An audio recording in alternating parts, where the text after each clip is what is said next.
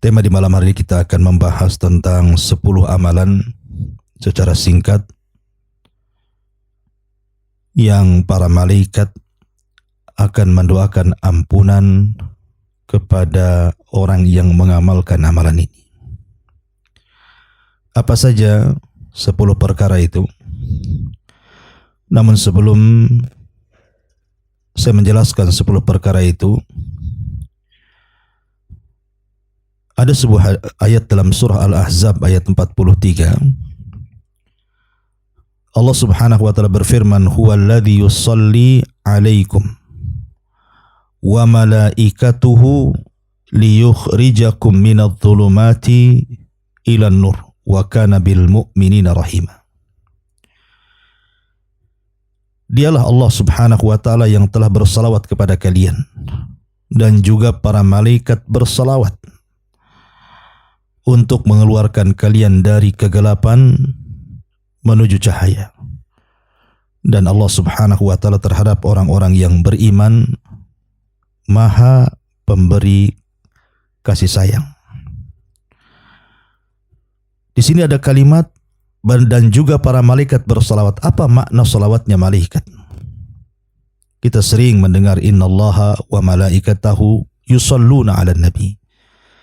Sesungguhnya Allah dan para malaikatnya bersalawat. Apa makna salawat malaikat di sini?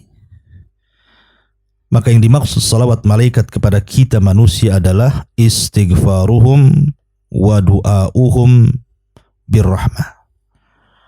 Makna malaikat bersalawat kepada kita itu artinya malaikat mengucapkan istighfar, memintakan ampun kepada kita dan berdoa untuk kita dengan doa rahmat.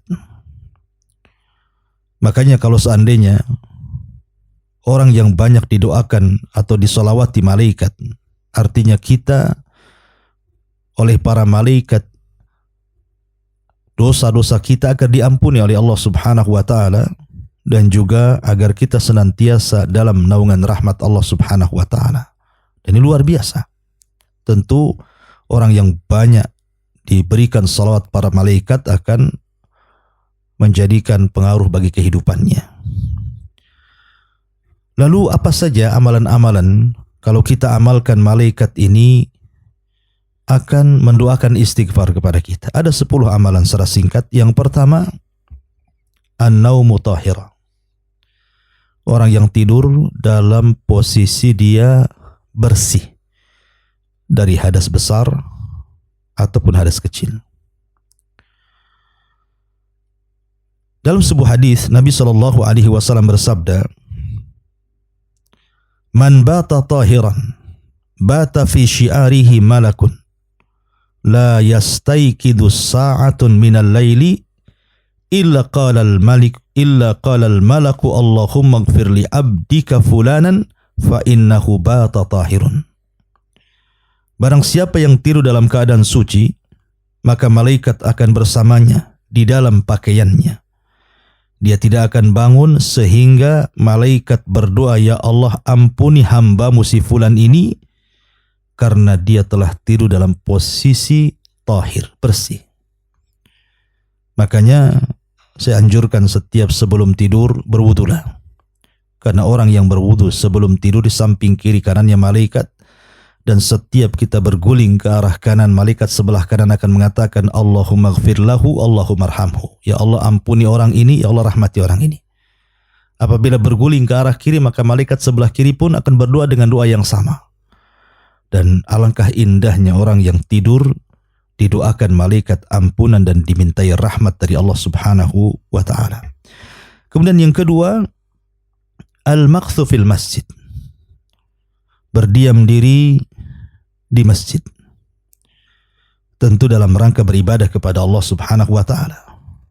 Dalam sebuah hadis Nabi SAW mengatakan, "La yazalu ahadukum fi salatin madama yantadiruha, wa la tazalul malaikatu tusalli ala ahadikum madama fil masjid.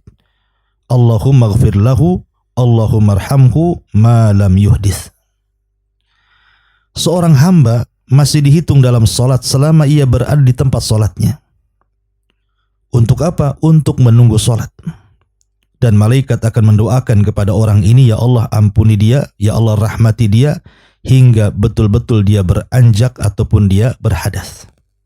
Jadi kalau habis salat kemudian tidak keluar dari masjid, menunggu salat berikutnya, maka seolah-olah kita terhitung salat. Bukan hanya itu saja, maka malaikat akan datang dan berdoa kepada kita, ya Allah ampuni orang ini, ya Allah rahmati orang ini. Kemudian yang ketiga, al-hirsu ala sahur. Bagi orang-orang yang berpuasa, puasa sunnah, Senin, Kamis, Ayyamul Bid, atau puasa Daud, atau puasa-puasa lainnya, maka waktu sahur itu adalah waktu berkah. Innallaha wa malaikatahu yusalluna 'alal mutasahirin. Dalam sebuah hadis Nabi SAW mengatakan Allah dan para malaikatnya akan bersolawat. Maksudnya solawatnya malaikat, saya ulangi, memintakan ampun dan doa rahmat. Bagi siapa? Bagi orang-orang yang makan sahur.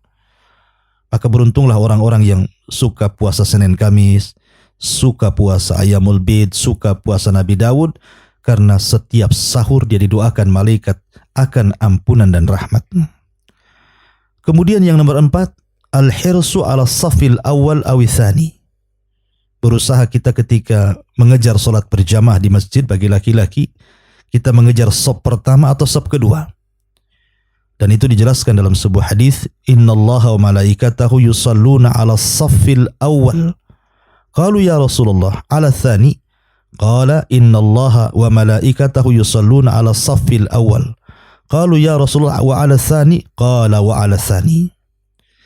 Sesungguhnya Allah dan para malaikatnya akan bersalawat kepada orang yang berada di saf yang pertama dalam salat jamaah. Sahabat bertanya Rasul, bagaimana di saf yang kedua? Maka Rasul mengatakan, sesungguhnya Allah dan para malaikatnya akan bersalawat kepada orang yang berada di saf yang pertama.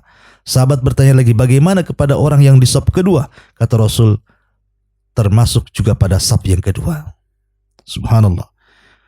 Cukup mengejar saf saja, malaikat sudah datang bersalawat kepada kita, istighfar, memintakan ampun dosa-dosa kita, dan memintakan rahmat agar kita dinaungi rahmat Allah Subhanahu wa ta'ala. Kemudian yang nomor 5, saddul faraji fis salah. Bukan hanya itu saja, merapatkan saf. Bukan hanya saf pertama kedua, bahkan merapatkan saf. Bagaimana cara merapatkan saf? Ya tentu bahu dengan bahu, kemudian mata kaki ketemu mata kaki. Nabi SAW mengatakan, innallaha wa malaikatahu yusalluna 'alal ladina yasiluna as-sufufa wa man sadda furjatan rafa'ahu Allahu biha darajah. Sesungguhnya Allah dan para malaikatnya, mereka akan bersalawat kepada orang-orang yang mereka menyambung saf-saf. Dan orang yang merapatkan betul-betul rapat safnya, Allah akan angkat derajatnya. Bayangkan, hanya merapatkan saf saja kita mendapatkan doa ampunan dari para malaikat kepada Allah akan dosa-dosa kita. Kemudian yang nomor 6, iyadatul marid. Berusaha mengunjungi saudara kita yang sakit. Nabi SAW mengatakan, ma min muslimin ya'udu musliman ghudwatan illa shalla alaihi sab'una alfa malakin hatta yumsiya wa in adahu ashiyatan illa shalla alaihi sab'una alfa malakin hatta yusbih wa kana lahu kharifun fil jannah. Siapa yang membesuk orang sakit di pagi hari, maka akan diiringi padanya 70.000 malaikat, semuanya memohonkan ampun untuknya sehingga sore hari, dan ia mendapatkan taman di sorga. Jika ia membesuknya di sore hari, ia akan diiringi 70.000 malaikat yang semuanya memintakan ampun untuknya hingga di pagi hari, dan ia mendapatkan taman di sorga. Subhanallah. Hanya mengunjungi orang sakit saja. Kalau memang di tetangga-tetangga Anda tidak ada yang sakit, datang ke rumah sakit. Rumah sakit banyak orang sakit. Ya, mengunjungi orang sakit saja, nengok, bawa hadiah, 70.000 malaikat berada di belakang kita. Semuanya mengatakan, ya Allah ampuni orang ini, ya Allah rahmati orang ini. Dan itu tidak tanggung-tanggung. Kalau kita mengunjung di pagi hari, malaikat akan ngomong seperti itu sampai sore. Kalau kita berkunjung di sore hari, malaikat akan ngomong seperti itu sampai di pagi hari. Luar biasa, ya kan? Kemudian yang nomor 7, as-salatu ala nabi. Bersalawat kepada Nabi SAW. Rasul mengatakan, ma min muslim yusalli alayya illa sallat alaihi al-malaikatu ma salla alayya falyukil al-abdu min dzalika aw liyukthir. Tidaklah seorang muslim bersalawat kepadaku kecuali malaikat akan mendoakannya sebanyak ia bersalawat atasku. Maka para hamba hendaknya mempersedikit salawat atau memperbanyaknya, silahkan. Yang jelas bahwa sekali salawat, malaikat akan ikut bersalawat kepada kita. Karena malaikat yang menghubungkan salawat kita kepada Nabi SAW. Ya, maka perbanyaklah salawat kepada Nabi SAW. Kemudian yang nomor 8, talabul ilmi. Orang yang hadir di majelis ilmu, berjalan dari rumah mencari majelis-majelis ilmu. Kata Nabi SAW, wa innal alim la yastaghfiru lahu man fis samawati wa man fil ardi wal hitan fi jawfil ma'i. Dan orang yang alim, orang yang belajar ilmu, maka makhluk yang ada di langit dan di bumi, maksudnya para malaikat, akan memintakan ampun akan dosa-dosanya kepada Allah, sampai pun kepada ikan yang ada di dasar air, bahkan dalam riwayat sampai kepada semut yang ada di dalam lubangnya. Kemudian yang nomor 9 adalah berdoa kepada saudaranya dan dia tidak tahu kalau kita sedang mendoakan dia. Umpamanya kita punya saudara, baik kerabat atau kawan, sedang sakit, sedang ketimpa musibah. Kita doakan, ya Allah angkatlah penyakitnya, ya Allah angkatlah kesulitannya. Dia tidak tahu kalau dia sedang didoakan oleh kita.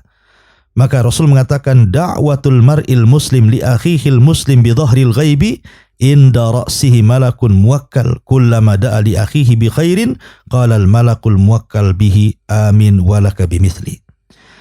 Doanya seorang muslim kepada saudaranya tanpa sepengetahuannya, maka setiap dia berdoa kebaikan kepada saudaranya, maka ada malaikat di atas kepalanya. Dan malaikat ini mengatakan, setiap kita berdoa kepada kebaikan, malaikat mengatakan, begitu juga untuk engkau, begitu juga untuk engkau.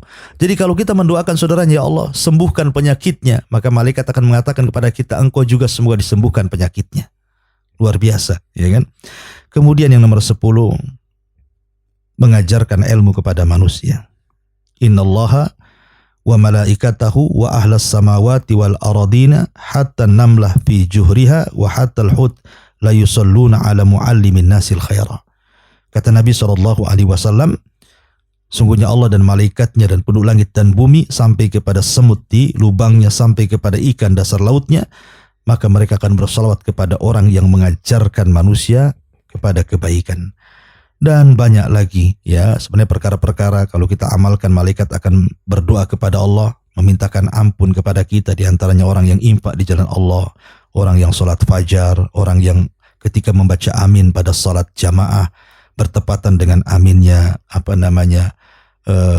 imam. Termasuk juga orang yang sebelum tidur dia lepaskan seluruh kedengkian hasadnya ataupun memaafkan orang yang pernah mendoliminya. Intinya membersihkan hati sebelum tidur dari penyakit-penyakit hati. Itu pun termasuk orang-orang yang akan didoakan para malaikat dan akan dimintakan ampun oleh para malaikat akan dosa-dosa kita kepada Allah Subhanahu wa taala. Wallahu a'lam bishawab.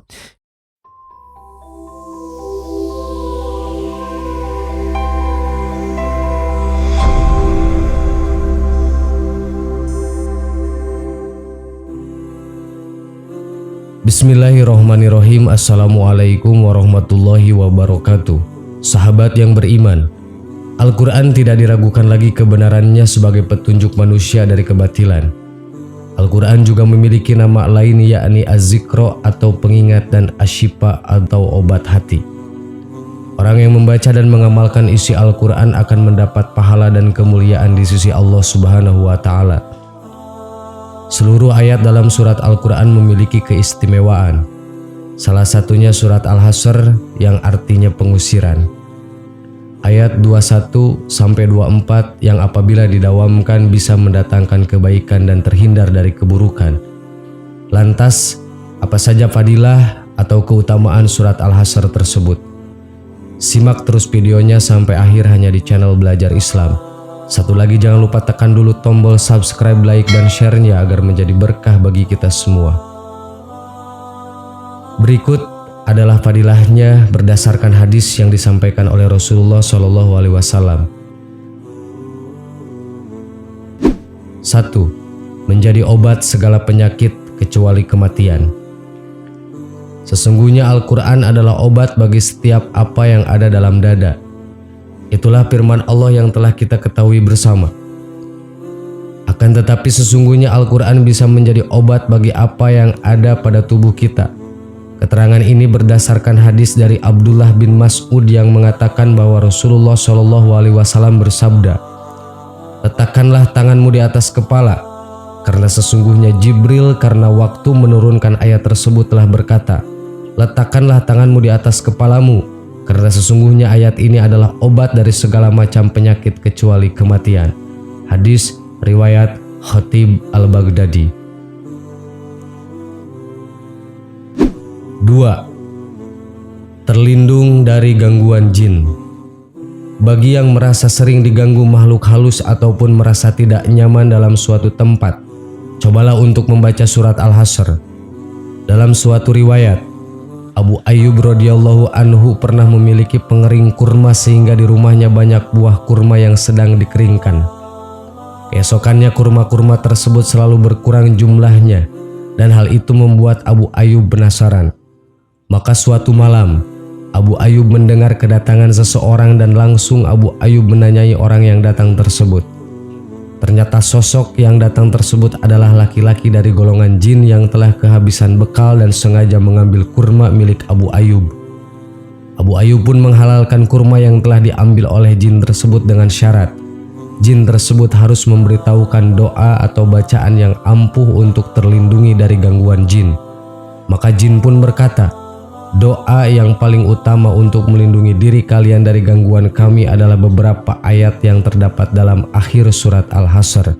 Hadis riwayat Ibnu Marduwaih. 3. Allah hapus kesalahan yang telah dilakukan. Manusia tidak akan bisa luput dari dosa dan salah. Karenanya setiap insan harus terus memanjatkan permohonan agar setiap kesalahan bisa terhapus sebelum ia meninggal dunia. Dalam hal ini Rasulullah telah memberikan jawaban bagaimana untuk menghapus kesalahan yang telah dilakukan. Dari Anas radhiyallahu anhu, Rasulullah SAW bersabda, "Barang siapa yang membaca akhir surah Al-Hasyr, kemudian dia meninggal pada siang atau malam harinya, maka Allah akan menghapus seluruh kesalahan-kesalahan yang telah dia lakukan." Hadis riwayat Ibnu Marduwaih. 4. Tercatat sebagai mati syahid. Siapa yang tidak ingin mati syahid? Mati syahid merupakan mati yang diinginkan oleh setiap muslim karena dengan begitu ia akan langsung masuk surga tanpa harus dihisab terlebih dahulu. Dari Anas radhiyallahu anhu, Rasulullah SAW memerintahkan kepada seorang laki-laki setiap dia hendak berbaring di tempat tidurnya untuk membaca surat Al-Hasyr. Setelah itu beliau bersabda, "Apabila engkau mati, maka engkau mati dalam keadaan syahid." Hadis riwayat Ibnu Sunni dan Ibnu Marduwaih. 5. Akan dilindungi dengan 70.000 malaikat penjaga. Sebagai perlindungan, maka mohonlah kepada Allah Subhanahu wa Ta'ala lewat surat Al-Hasyr ini. Insya Allah akan terlindung dari gangguan jin dan setan. Dari Abu Umamah radhiyallahu anhu, Rasulullah SAW bersabda, "Barang siapa yang meminta perlindungan kepada Allah dari gangguan jin dengan membaca ta'awudz sebanyak 3 kali, lalu kemudian dia membaca akhir surat dari surat Al-Hasyr, maka Allah akan mengirim 70.000 malaikat untuk mengusir setan dari golongan jin dan manusia. Apabila dia membaca di waktu malam, maka dia akan dijaga sampai pagi, dan apabila dia membaca di waktu pagi, maka dia akan dijaga sampai sore." Hadis riwayat Ibnu Marduwaih. 6. Mendapat jaminan surga. Sesungguhnya Abu Umamah berkata, Rasulullah SAW bersabda, "Barang siapa membaca penutup surat Al-Hasyr pada waktu malam atau siang, kemudian dia mati pada waktu malam atau siang, maka wajib baginya masuk surga." Hadis riwayat Ibnu Addi dan Khatib dan Baihaqi. 7. Termasuk Ismul A'zam. Ismul A'dham merupakan bacaan yang ditinggikan dan besar keutamaannya ketika didawamkan. Ibnu Abbas berkata bahwa Rasulullah SAW bersabda, Ismul A'dham terdapat dalam 4 ayat terakhir surat Al-Hasyr. Hadis riwayat Ad-Dailami. 8. Dimohonkan ampun oleh malaikat. Ketika seorang muslim mendawamkan surat Al-Hasyr, maka otomatis Allah akan menugaskan 1000 malaikat untuk memohon ampun atasnya. Keterangan ini sama persis dengan sabda Rasulullah SAW. Barang siapa yang pada waktu pagi membaca A'udzubillahi minasyaitonirrajim sebanyak 10 kali, maka Allah menugaskan 1000 malaikat untuk mendoakannya hingga sore hari. Dan ketika membaca doa, maka dia akan mendapatkan keutamaan sebagaimana ketika dia membacanya di waktu pagi hari. Hadis riwayat Ahmad, Darimi, dan Tirmizi. 9. Untuk memohon suatu hajat. Pada saat itu Nabi Muhammad SAW bertemu sahabatnya yang bernama Baro bin Azib radhiyallahu an. Sahabat itu bertanya kepada beliau, "Ya Rasulullah, maukah engkau beritahu aku supaya doaku dikabulkan oleh Allah?" Beliau hanya tersenyum dan menjawab pertanyaan dari Baro bin Azib radhiyallahu an. "Jika engkau ingin doamu lebih mujarab dan diijabah oleh Allah, bacalah 10 ayat pertama dari surat Al-Hadid, lalu bacalah surat Al-Hasyr."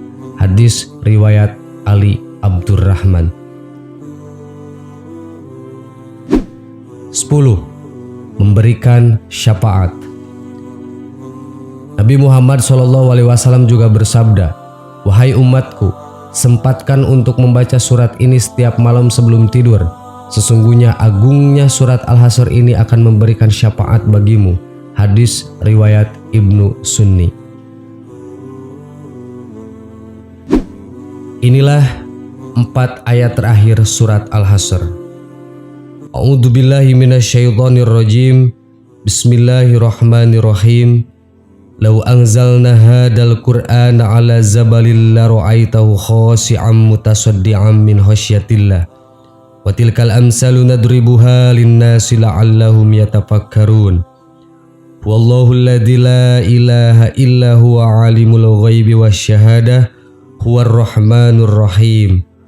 Wallahu alladzi la ilaha illa huwal malikul qudusus salamul mu'minul muhaiminul azizul zabbarul mutakabbir. Subhanallahi amma yusyrikun. Wallahul khaliqul bari'ul musawwiru lahul asma'ul husna. Yusabbihu lahu ma fis samawati wal ard wa huwal azizul hakim. Shadaqallahul adim. Sahabat yang beriman, jadi segera amalkan surat pendek tersebut serta pahami artinya. Semoga Allah senantiasa memberikan keberkahan kepada kita semua. Amin. Wallahu a'lam. Wassalamualaikum warahmatullahi wabarakatuh.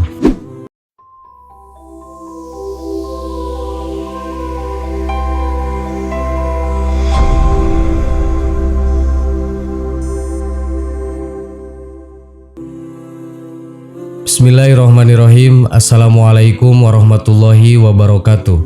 Sahabat yang beriman, di zaman modern saat ini, silaturahmi bersama saudara sangatlah mudah sejauh apapun mereka. Alat komunikasi saat ini telah canggih, dapat menghubungkan orang-orang dengan jarak berpuluh-puluh meter bahkan ratusan ribu kilometer.